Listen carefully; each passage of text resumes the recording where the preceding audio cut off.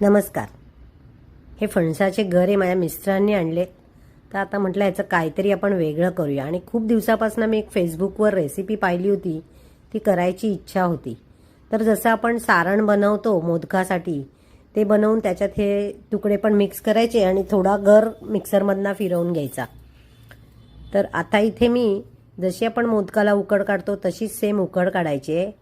एक पेलाभर मी पाणी टाकलं, त्यामध्ये मीठ घातलं आणि थोडा गर याच्यात टाकलाय आणि थोडा सारणामध्ये टाकला. आता सारण तर सगळ्यांनाच येतं आणि सारण दाखवण्या एवढे मोठा माझा व्हिडिओ खूप मोठा झाला असता, म्हणून मी इथे तुम्हाला कव्हर कसं केलंय ते दाखवते. तर आता मी यात तूप घालून घेतलं 1 चमचाभर. हा फणसाचा गर, पाणी, मीठ आणि तूप.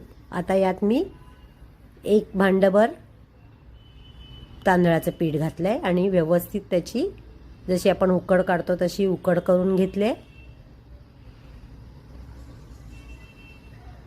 आणि इथे मी आता हे झाकून एक छान वाफ काढून घेणार आहे.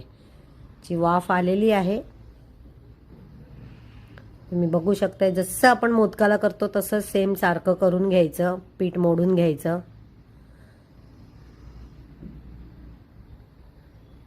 आता इथे मी हे पीठ सारखं करून थोडंसं तेलाचा हात घेऊन गोळा करून घेते व्यवस्थित.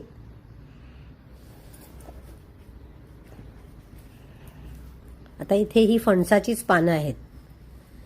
या पानाचे असे कोन बनवून घेतले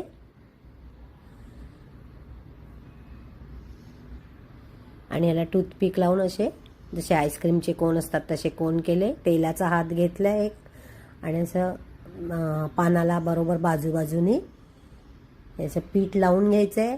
आणि जे आपण सारण तयार करून ठेवलं आहे, म्हणजे आपण मोदकाचा जसा चव बनवतो तसाच चव, फक्त त्याच्यामध्ये मी फणसाचे तुकडे ॲड केले ड्रायफ्रूट बरोबर. आणि हे असं वरना कवर करायचं. असे सर्व आपण कोन बनवून घेऊया आणि मोदक जसे वाफवतो तसे हे वाफवून घ्यायचे. खूपच टेस्टी लागतात हे. सेम जसं आपण मोदकाला करतो तीच प्रक्रिया आहे, पण मला हे करून बघायचंच होतं खूप दिवसापासून.